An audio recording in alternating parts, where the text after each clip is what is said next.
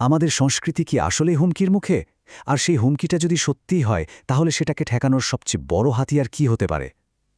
চলচ্চিত্র? এমনই এক সাহসী পরিকল্পনা দফা ৩৭ নিয়ে আজ আমরা কথা বলবো। এই পরিকল্পনার ঠিক কেন্দ্রে আছে এর প্রতীকটা, এই যে দফা ৩৭-এর লোগো। এখানে দেখুন কি পরিষ্কার করে বলা আছে, চলচ্চিত্রের মাধ্যমে জাতীয় সংস্কৃতি রক্ষা।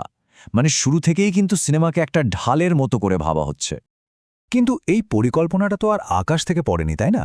এর পেছনে একটা গভীর চিন্তা আছে, একটা উপলব্ধি আছে।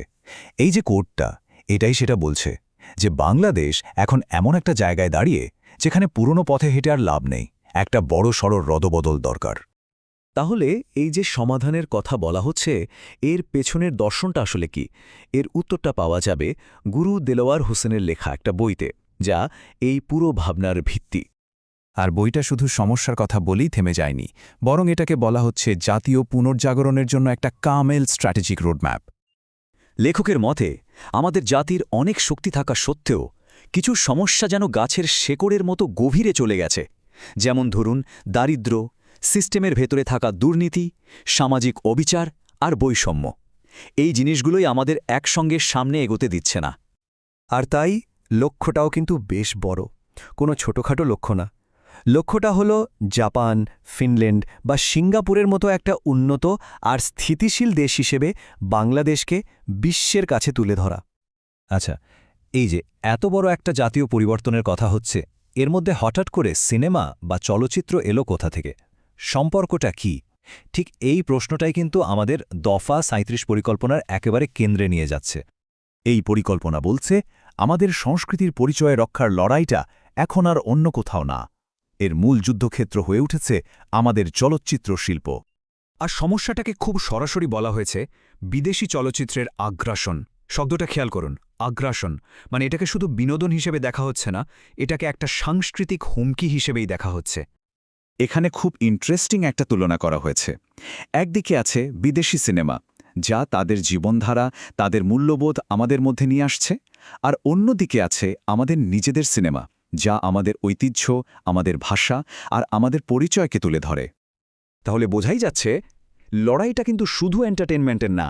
এখানে ঝুঁকির মুখে আছে আমাদের জাতীয় ঐতিহ্য, আমাদের বাংলা ভাষা, আমাদের সামাজিক রীতিনীতি, মানে আমাদের পুরো পরিচয়টাই। আর এগুলো একবার হারিয়ে গেলে ফিরিয়ে আনা কিন্তু প্রায় অসম্ভব। তো এই যে এত বড় একটা সাংস্কৃতিক হুমকি, এর জবাবটা কি?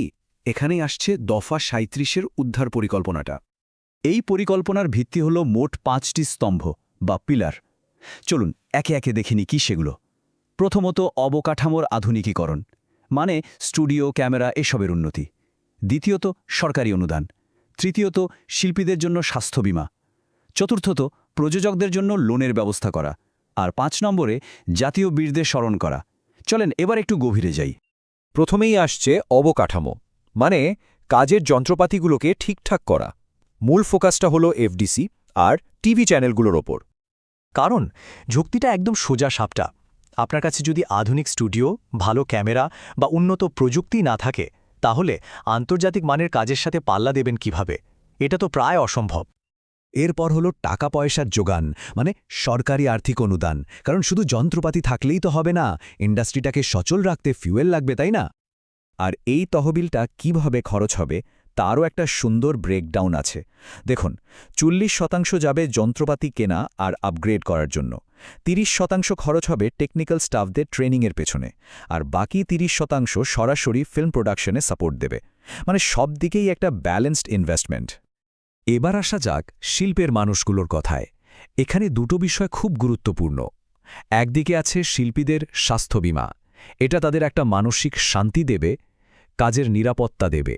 আর অন্যদিকে প্রযোজকদের জন্য সহজ শর্তে ব্যাংক লোনের ব্যবস্থা। কারণ প্রযোজকরা যদি টাকা লগ্নি করার ঝুঁকিই না নিতে পারেন, তাহলে বড় বাজেটের ভালো সিনেমা আসবে কোত্থেকে? আর এই পরিকল্পনার শেষ স্তম্ভটা আমাদের শিকড়ের সঙ্গে যুক্ত, জাতীয় বীরদের স্মরণ করা। এর উদ্দেশ্য হল আমাদের গল্পগুলো যেন ইতিহাসকে ভুলে না যায়। আর এটা শুধু মুখে মুখে স্মরণ করা না, পরিকল্পনাটা হল ১৯৭১ এবং ২০২৪-এর আন্দোলনে যারা শহীদ হয়েছেন তাদের নিজ নিজ জেলায় ভাস্কর্য তৈরি করা হবে। তাদের নামে ব্রিজ, রাস্তা বা সরকারি ভবনের নামকরণ করা হবে। মানে আমাদের বীরদের স্মৃতিটা যেন দেশের আনাচে কানাচে ছড়িয়ে থাকে। এই সব কিছু মিলিয়েই কিন্তু আমরা আবার মূল প্রশ্নটাতে ফিরে আসি। এই যে চলচ্চিত্রের জন্য এত বড় একটা পরিকল্পনা, এটা কি শুধু চলচ্চিত্রকেই বাঁচাবে নাকি পুরো জাতির পরিচয় পুনর্গঠনে সাহায্য করবে?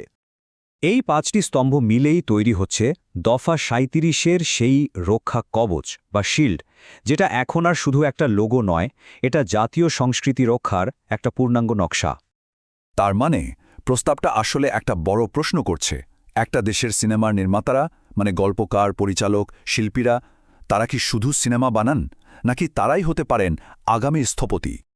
শেষ পর্যন্ত এই পুরো আলোচনাটা আমাদের সামনে এই বিশাল প্রশ্নটাই রেখে যায়, জাতি গঠনের মতো একটা বড় কাজে শিল্পের ভূমিকা ঠিক কতটা?